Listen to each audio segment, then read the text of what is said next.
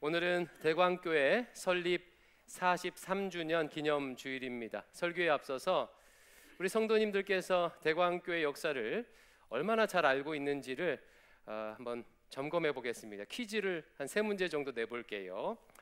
첫 번째 퀴즈입니다. 우리 교회의 설립일은 언제일까요? 1982년입니다. 82년 7월 11일이 우리 교회 설립일입니다. 다음 문제. 우리 교회가 처음 세워진 동네는 어느 동네일까요? 동네 이름? 이건 잘하시네 아주. 장위동 국민은행 삼거리에서 처음 세워졌고요. 1986년도에 월계동 미성상가로 이전을 했고, 여기 신내동에는 1997년에 왔습니다. 이제 마지막 문제. 이건 좀 난이도가 있는데요. 우리 교회가 처음 조직교회가 된 것은 몇 년도일까요? 조직교회라는 것은 시무 장로를 세워서 당회를 구성한 교회를 조직교회라고 합니다. 그러니까 우리 교회는 언제 처음 장로님을 처음 세워서 당회를 구성했을까요? 몇 년도일까요? 98년. 아주 잘하셨습니다. 신내동에 온 그 다음 해에 당회를 조직해서 조직교회가 되었습니다. 이상의 내용은 주보 코이노니아 광장에 올라와 있는데요. 가장 기본적인 교회 역사이니만큼 꼭 숙지하시기를 바랍니다. 오늘은요, 설립기념주의를 맞이해서 우리 교회가 지향해야 할 모습 중 하나를 지금 우리가 묵상하고 있는 요한계시록을 통해서 배워보려고 합니다. 요한계시록은 요한이 본 종말 환상을 기록한 성경이지요. 요한계시록은 크게 3가지 종류의 환상이 나와요. 첫 번째 환상은 소아시아 7교회에 주시는 메시지입니다. 여러분, 소아시아 7교회 하니까 생각나는 거 하나 있죠.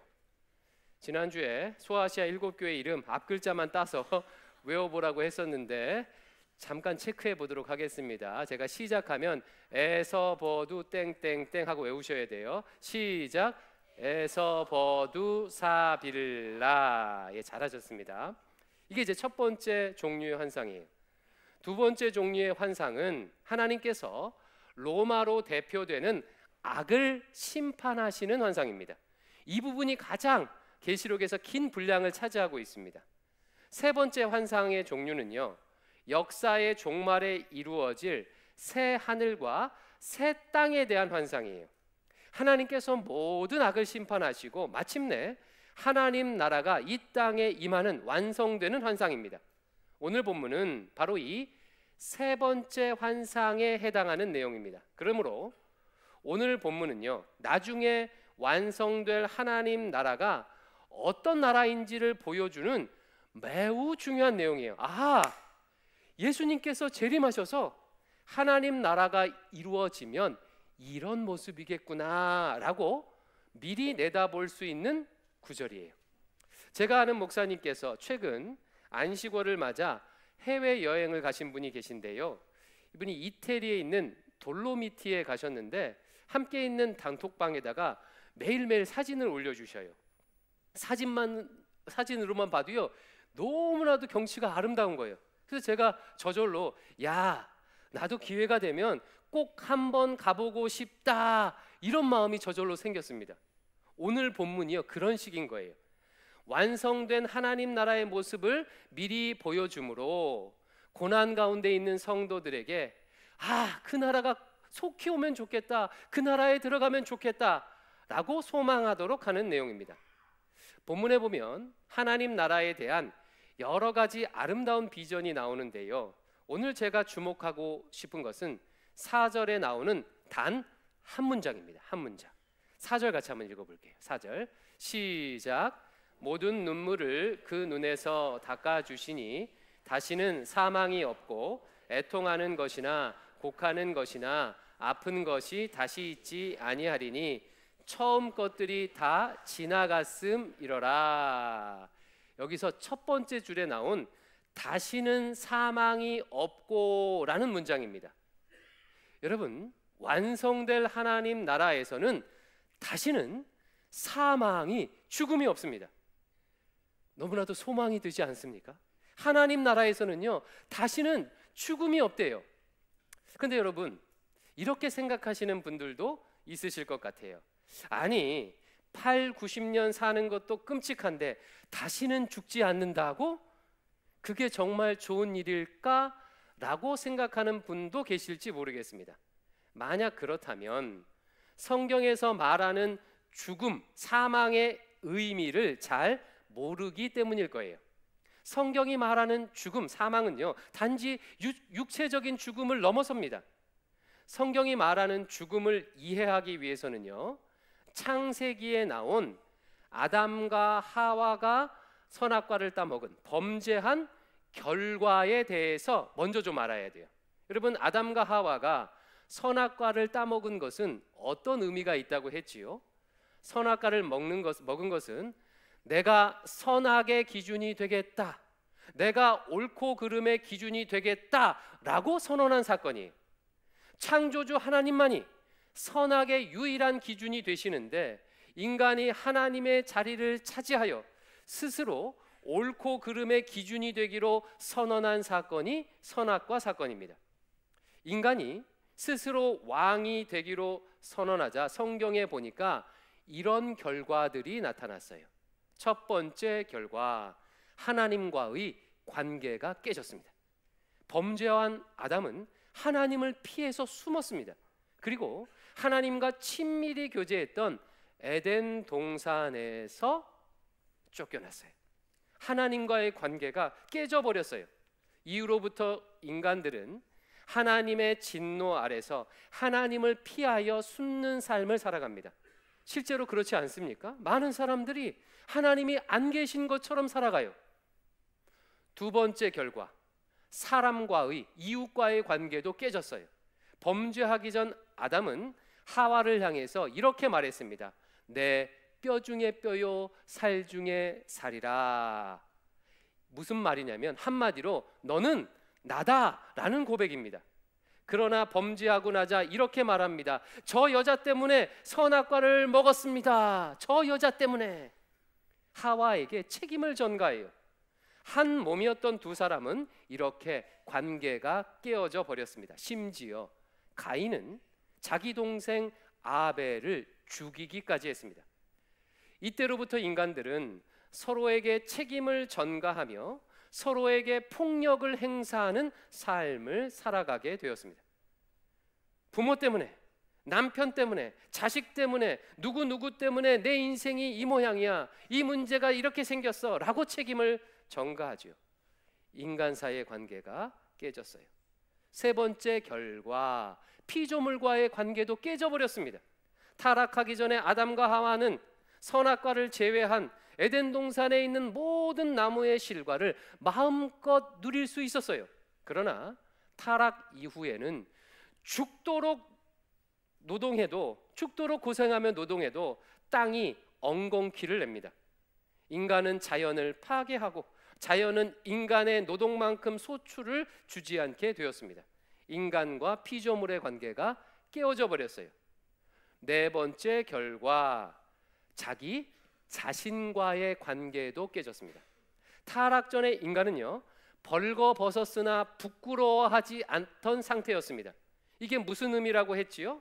어떤 소유를, 외적인 소유를 몸에 걸치지 않아도 학벌, 재산, 사회적 지위, 명품 등등 외적인 무엇을 걸치지 않아도 존재 자체로 스스로를 사랑했다는 거예요. 존재 자체로 만족했다는 겁니다.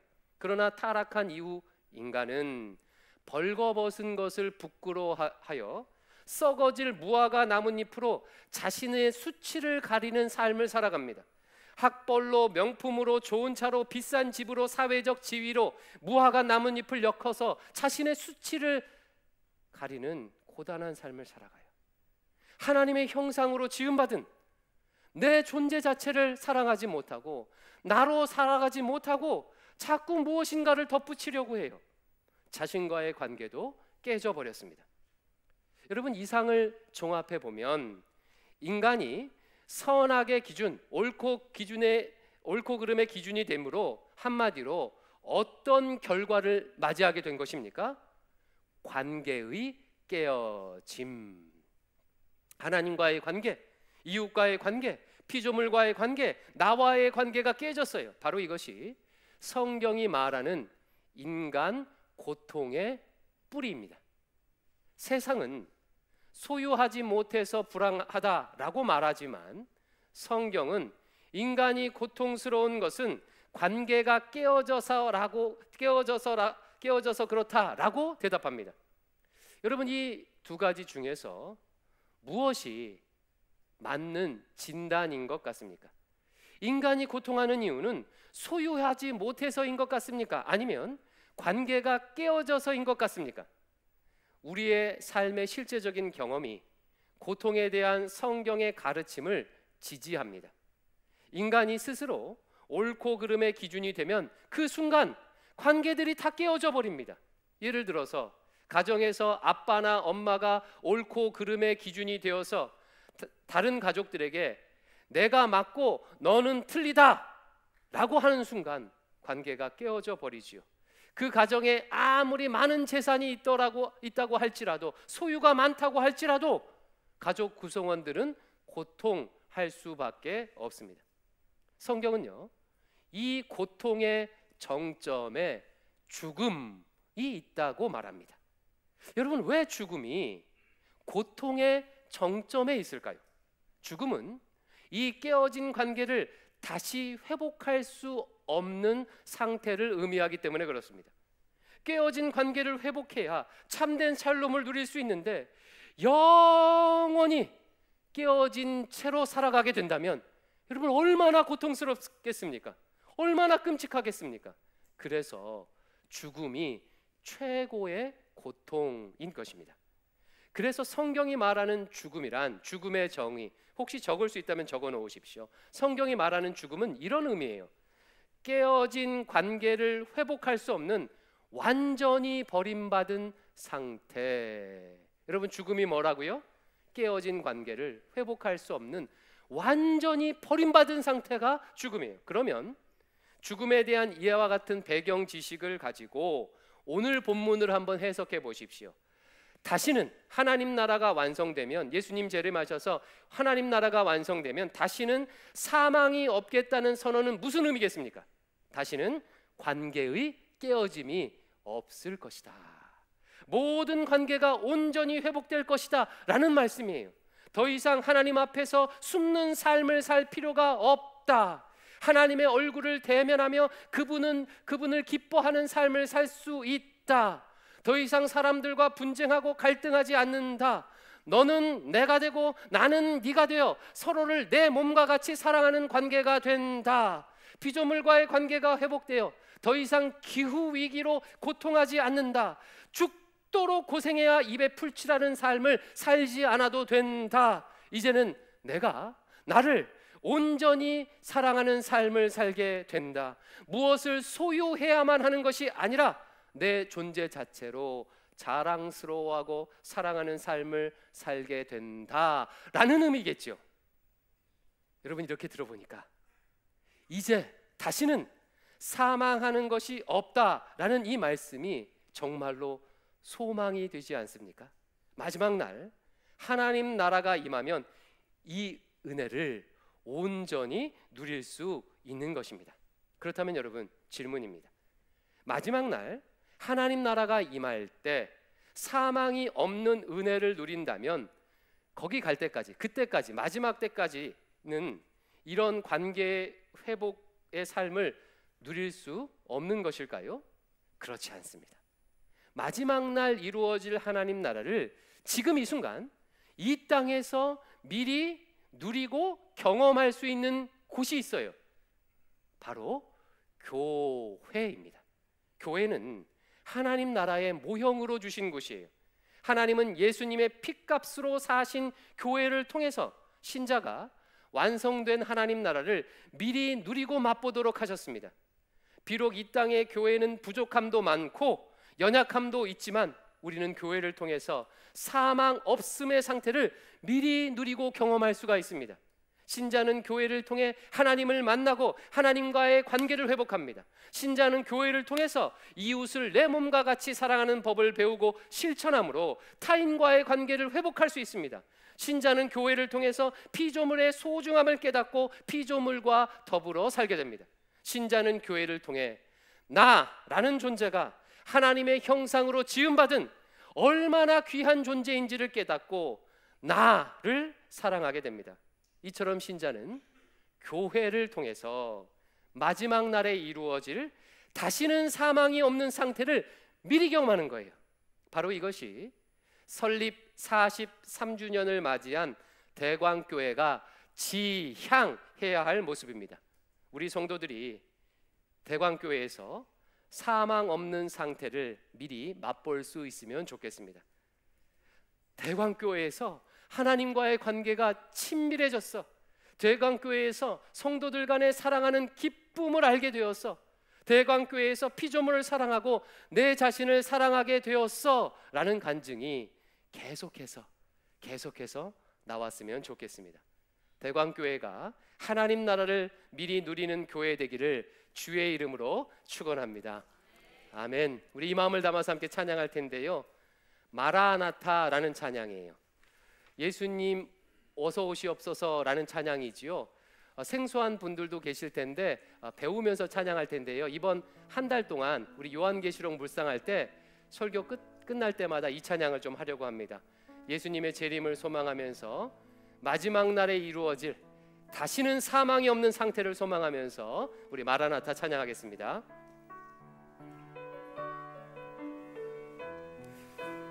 성찬 위원들은 준비해 주시기 바랍니다. 마라나타 주 예수여 어서 오시옵소서. 땅의 모든 족속 주를 찬송하게 하소서.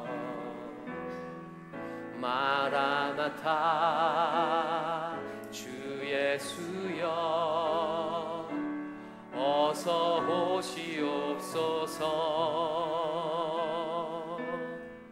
모든 열방이 주께 돌아와 춤추며 경배하게 하소서. 우리 주님 다시 오실 길을 만들자. 십자가를 들고 땅끝까지 우린 가리라. 우리 주님 하늘 영광 온 땅 덮을 때 우린 땅끝에서 주를 맞으리. 마라나타 마라나타. 아멘. 주 예수여 오시옵소서. 마라나타 마라나타.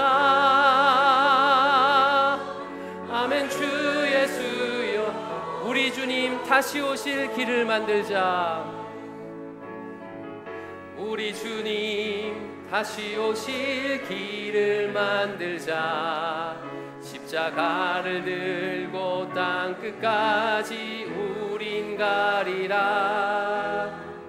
우리 주님 하늘 영광 온 땅 덮을 때 우린 땅끝에서 주를 맞을.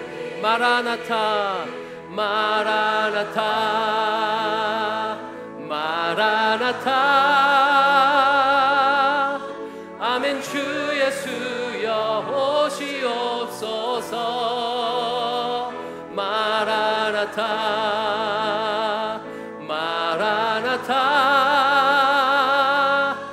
아멘. 주 예수여 마라나타 마라나타 마라나타 마라나타.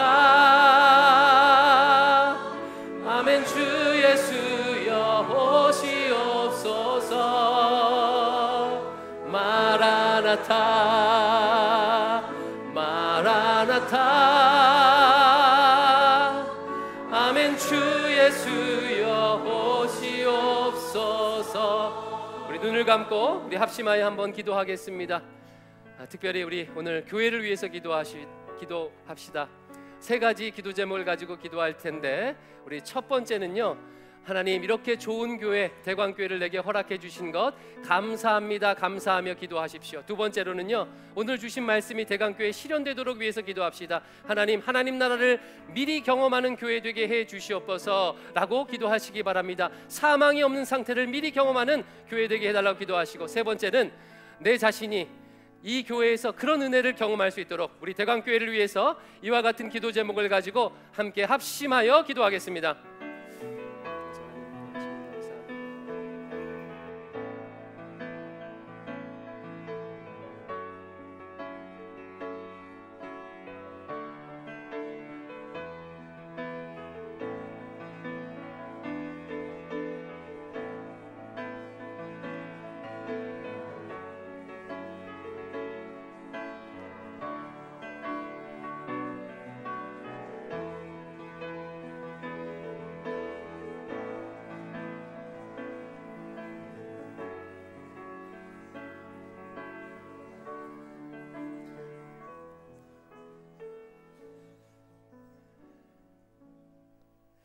이 모든 말씀 우리 구주 예수님 이름으로 기도드리옵나이다.